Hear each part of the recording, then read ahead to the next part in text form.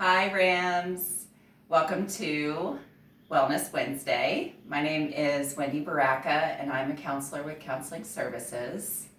Last month, Rhonda Jackson shared lots of wonderful wisdom about mindfulness and how the ways that we pay attention to the here and now and the practices that we can use to refocus our minds to what's going on in the present can really help us manage stress, feel better, and improve our relationships. So this month, my focus is going to be about nurturing ourselves and others, which really fits in well with mindfulness practices. I think we could all use a bit more emotional nutrition.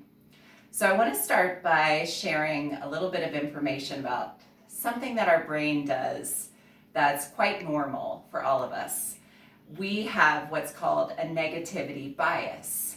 Because we are wired for survival, our brains tend to hold on to negative experiences a whole lot longer and with more strength than they do the positive experiences that we have. And there's a reason for that. It's to help us to stay safe and to survive any potential threats, threatening situations that we come across, because we are wired for survival. So in order to work more effectively with this negativity bias, it's important to have practices that help us to focus on the things that are going right, whether it's in our everyday lives, in our relationships, in the world around us. Even when it feels like there's more wrong than right, there's always something good that we can tune into. So, what I want to ask you to do for this week is to think about starting with yourself. What is really great about you?